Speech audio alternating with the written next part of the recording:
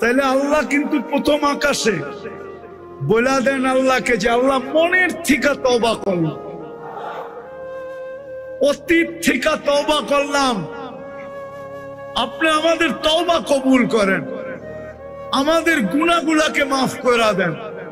নামান আজকের থেকে অঙ্গীকার করি, সামনে রমজান আসতেছে,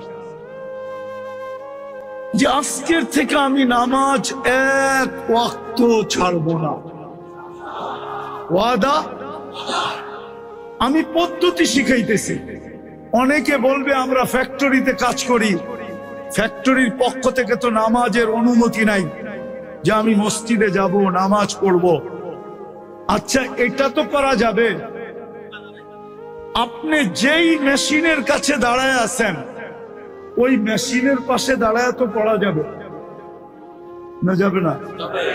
ইচ্ছা করলে যাবে না? যাবে না? হ্যাঁ, ওইখানে দাঁড়াই পড়া ফেলি। ফ্যাক্টরি থেকে বাহির হওয়ার তো কোনো দরকার নাই। হ্যাঁ, যদি অনুমতি দেয়, অনেক ফ্যাক্টরি আছে। মালয়েশিয়াতে আমরা দেখছি চাইনিজ মালিক, কিন্তু প্রত্যেক ফ্যাক্টরিতে শ্রমিকদের জন্য নামাজের জায়গাও আছে, কেননা বেশিরভাগই তো বাঙালি। বলতেছে সব জায়গায় নাকি আছে।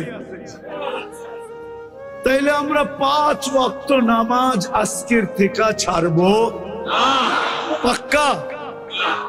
আর রমজানের রোজা ছাড়বো, রোজা ছাড়বো। আরে কষ্ট করেন, যেদিন আল্লাহ ইফতার করাবে যারা রোজা রাখবে, রোজা হাদিসে পাওয়া যায় কিয়ামতের দিন আরশের নিচে আল্লাহ এদেরকে ইফতার করাবে। ইফতার না জানি কত কোটি আইটেম হবে। আল্লাহ গরিবের জন্য আসেই কি? ইমান তো মাতৃ কোলে দিয়া দিছেন, শুধু এটাকে মউত পর্যন্ত ধরে রাখা, 5 ওয়াক্ত নামাজ পড়া, রমজানের রোজা রাখা, তারপরে আল্লাহর গ্যারান্টি মরো আর